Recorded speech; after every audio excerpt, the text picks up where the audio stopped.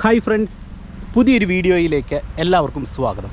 ഇന്നത്തെ ഒരു വീഡിയോയുടെ കണ്ടൻറ് എന്ന് പറയുന്നത് ഒരു ജീപ്പ് നിങ്ങൾക്ക് എങ്ങനെ ഏറ്റവും എളുപ്പത്തിൽ ഓടിക്കാൻ പഠിക്കാം, അതോടൊപ്പം തന്നെ ഇത്തരത്തിലുള്ള ഒരു ജീപ്പിനെ കുറിച്ചുള്ള ഒരു ഷോർട്ട് റിവ്യൂ കൂടിയാണ് ഈ വീഡിയോയിൽ ഉൾപ്പെടുത്തിയിരിക്കുന്നത്.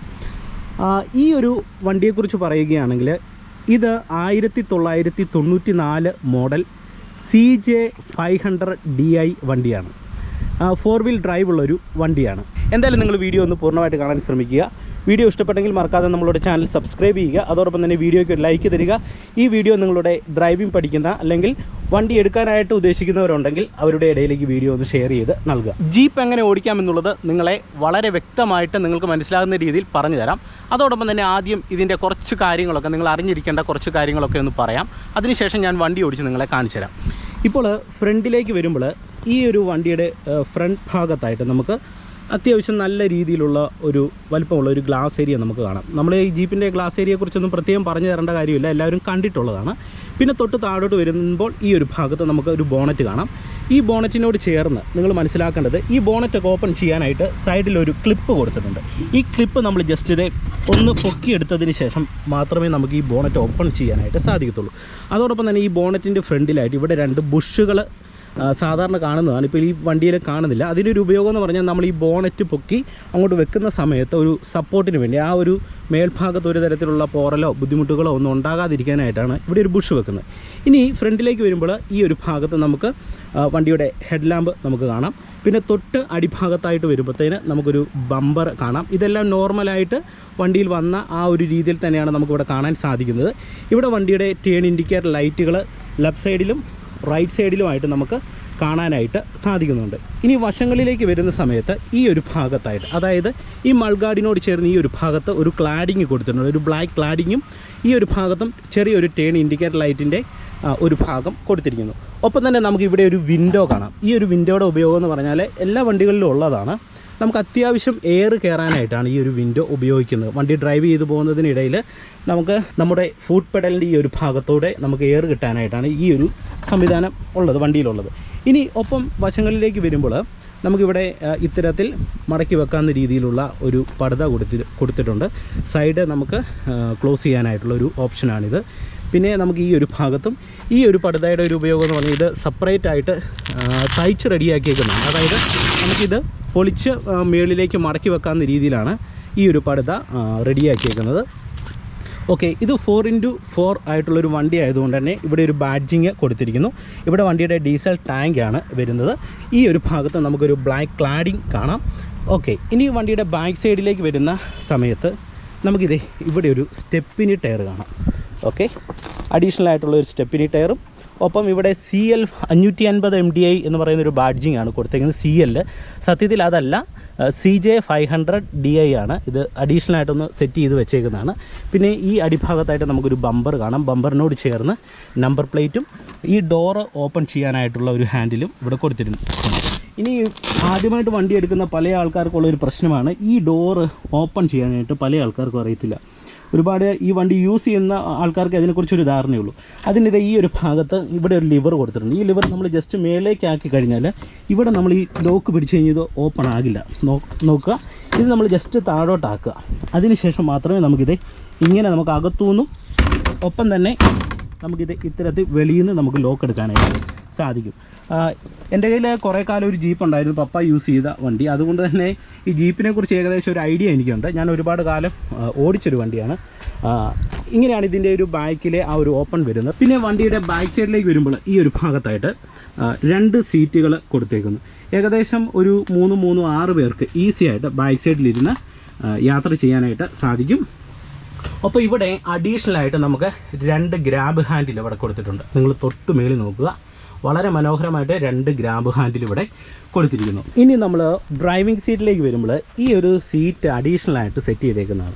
ഈ ഒരു ഭാഗത്തായിട്ട് ഒരു ലിവർ കൊടുത്തേക്കുന്നു. നമുക്ക് അത്യാവശ്യം സീറ്റ് മുന്നോട്ടും പിന്നോട്ടും ആക്കാനായിട്ട് ഒരു ലിവർ കൊടുത്തേക്കുന്നു.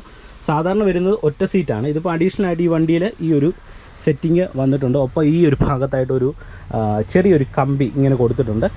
ബാക്ക് സൈഡിൽ ഇരിക്കുന്ന ആൾക്കാർക്കൊക്കെ ഒന്ന് പിടിച്ചിരിക്കാനായിട്ടും ഒക്കെ ഉപകാരപ്പെടുന്ന രീതിയിലുള്ള ഒരു ചെറിയൊരു ഹാൻഡിൽ പോലെ കൊടുത്തിരിക്കുന്നു. ഞാനിപ്പോൾ ഡ്രൈവിംഗ് സീറ്റിലാണ് ഇരിക്കുന്നത്.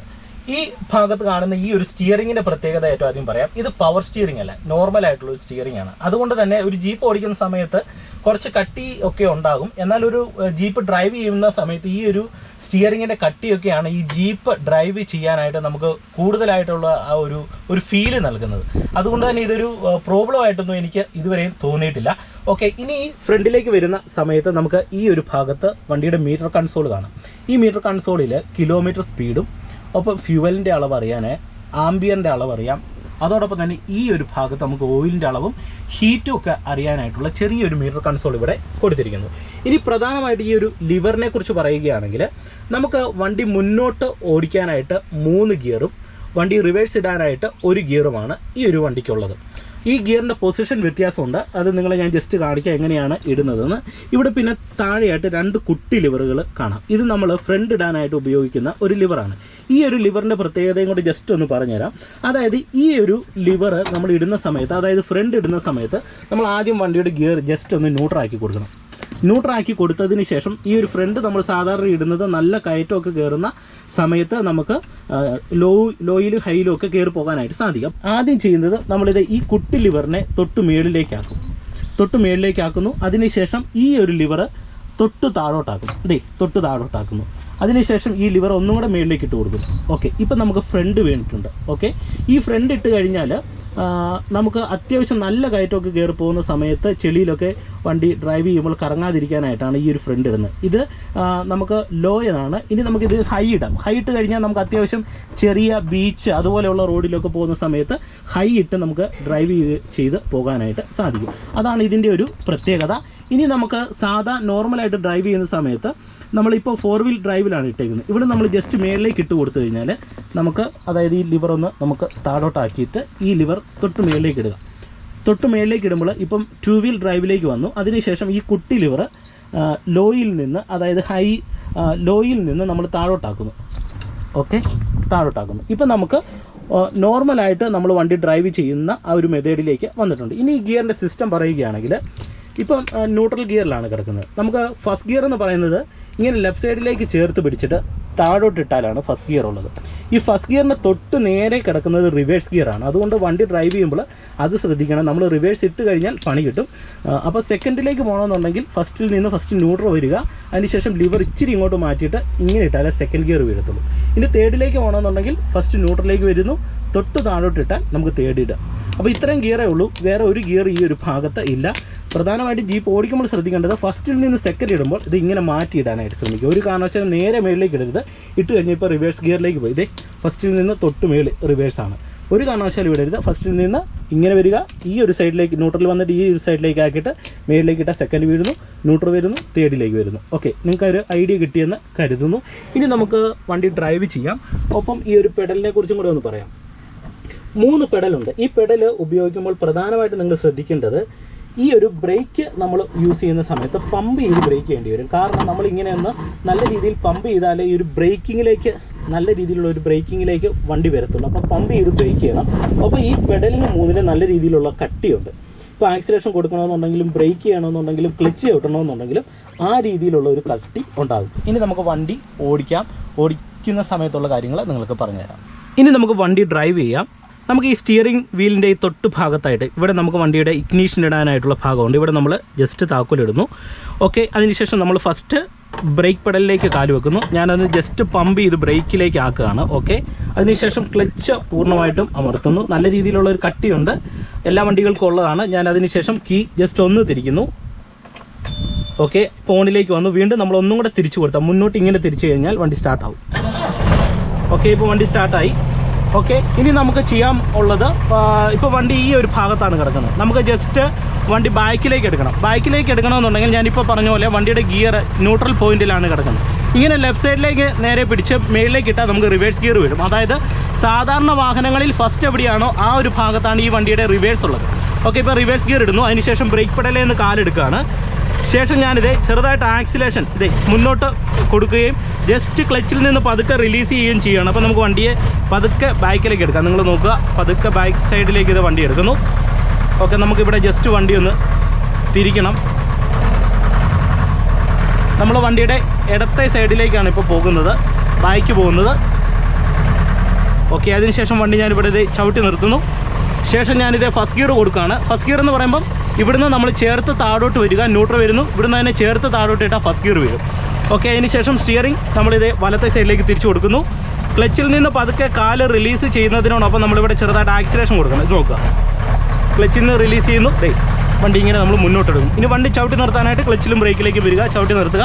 വീണ്ടും നമ്മളിത് റിവേഴ്സ് ഗിയർ കൊടുക്കുന്നു. അതിന് ശേഷം ഇടത്തെ സൈഡിലേക്ക് സ്റ്റിയറിംഗ് തിരിച്ചു കൊടുത്ത് ഞാനിത് വണ്ടി ഈ ഒരു ഭാഗത്തേക്ക് ഇത് ഇങ്ങനെ വണ്ടി ബാക്ക് സൈഡിലേക്ക് എടുക്കുകയാണ്. അപ്പോൾ ഇതാണ് വണ്ടിയുടെ ഫസ്റ്റും റിവേഴ്സും.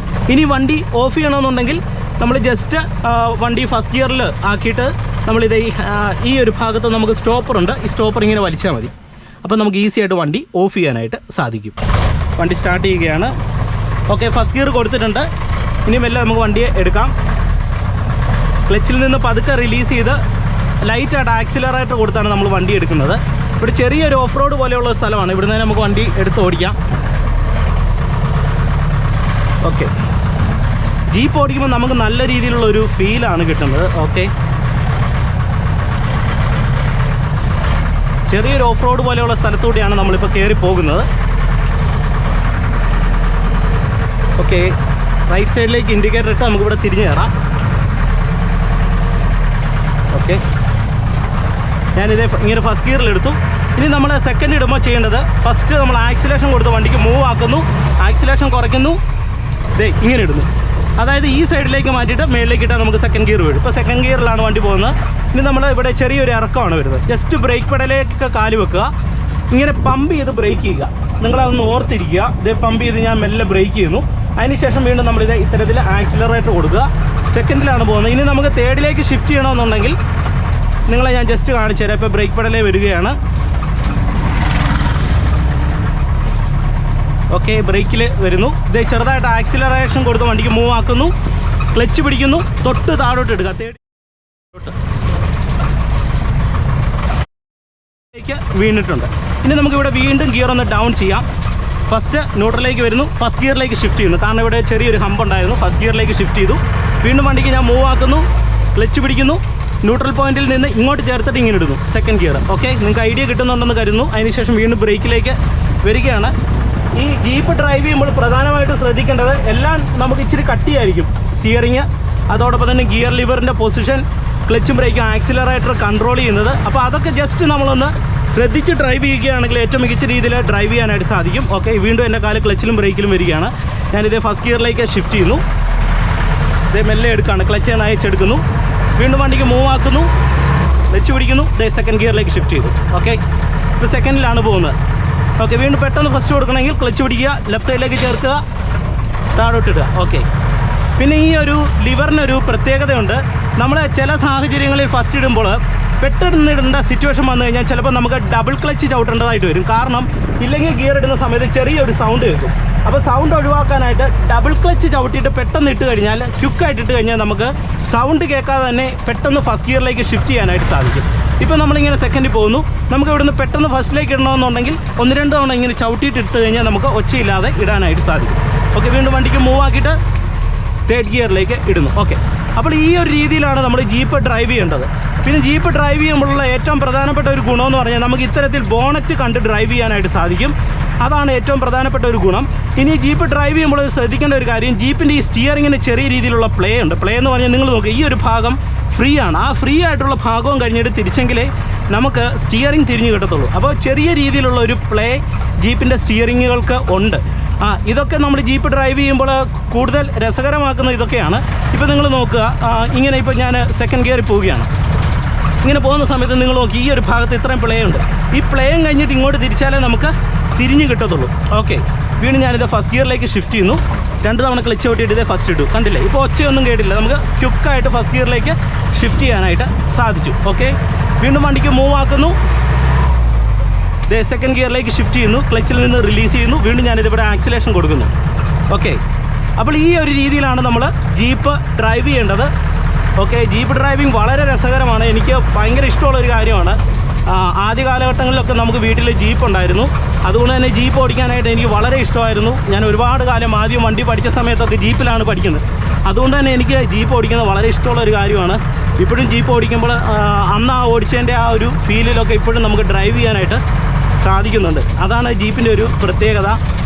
ജീപ്പ് സ്നേഹിക്കുന്ന ആൾക്കാർക്കൊക്കെ വേണ്ടി ഞാൻ ഈ വീഡിയോ സമർപ്പിക്കുകയാണ്. അപ്പോൾ എങ്ങനെയാണ് ഒരു ജീപ്പ് ഡ്രൈവ് ചെയ്യേണ്ടത് എന്നുള്ളതിനെക്കുറിച്ച് നിങ്ങൾക്ക് ഏകദേശം ഒരു ഐഡിയ കിട്ടിയെന്ന് കരുതുന്നു. ഇത് ഹൈ സ്പീഡ് വണ്ടിയാണ്. ഹൈ സ്പീഡ് എന്ന് പറഞ്ഞാൽ 92 മുതൽ 96 കാലഘട്ടം വരെ ഇറങ്ങിയത് ഹൈ സ്പീഡ് വണ്ടിയാണ്. അതിന് തൊട്ട് പുറകിലായിരുന്നു ഉള്ളത്. ഈ ഒരു ഹൈ സ്പീഡ് വണ്ടിയുടെ ഒരു പ്രത്യേകത എന്ന് പറഞ്ഞാൽ ഫ്യൂവൽ നേരിട്ട് ഇഞ്ചക്റ്റ് ചെയ്യുന്ന ആ ഒരു മെത്തേഡാണ് ഈ ഒരു വണ്ടിയിൽ വന്നിരിക്കുന്നത്. എന്തായാലും എനിക്ക് ഈ വണ്ടി റിവ്യൂവിന് വണ്ടി ഓടിക്കാനായിട്ട് തന്നത് സുഭാഷ് ചേട്ടനാണ്. സുഭാഷ് ചേട്ടന് പ്രത്യേക ഒരു നന്ദി പറയുന്നു. അദ്ദേഹം ചെറിയ വണ്ടി കച്ചവടവും കാര്യങ്ങളും ബോർവെൽസും ഒക്കെ നടത്തുന്ന ഒരാളാണ്. ഒപ്പം അദ്ദേഹത്തിന് ഒരുപാട് മറ്റു കാര്യങ്ങളൊക്കെ ചെയ്യുന്ന ഒരാളാണ്. അപ്പോൾ തീർച്ചയായിട്ടും നിങ്ങൾക്ക് ഇത്തരത്തിലുള്ള ഒരു വണ്ടി എടുക്കണമെന്നുണ്ടെങ്കിൽ അല്ലെങ്കിൽ ഈ വണ്ടിയുടെ ഡീറ്റെയിൽസ് ഒക്കെ അറിയണമെന്നുണ്ടെങ്കിൽ ഞാൻ അദ്ദേഹത്തിൻ്റെ നമ്പർ ഡിസ്ക്രിപ്ഷൻ ബോക്സിൽ കൊടുക്കാം. നിങ്ങൾ ജസ്റ്റ് അദ്ദേഹത്തെ ഒന്ന് കോൺടാക്റ്റ് ചെയ്യുക. വണ്ടി എടുക്കാൻ നിങ്ങൾക്ക് താല്പര്യം ഉണ്ടെങ്കിൽ തീർച്ചയായിട്ടും അദ്ദേഹം അതിനെക്കുറിച്ചുള്ള ഡീറ്റെയിലും മറ്റു കാര്യങ്ങളൊക്കെ പറഞ്ഞു തരുന്നതായിരിക്കും. അപ്പോൾ നമുക്ക് വീണ്ടും മറ്റൊരു വീഡിയോയുമായിട്ട് അടുത്തൊരു ദിവസം കാണാം. എല്ലാവർക്കും നല്ലൊരു ദിവസം ആശംസിച്ചുകൊണ്ട് ഇന്നത്തെ വീഡിയോ നിർത്തുന്നു. നന്ദി, നമസ്കാരം.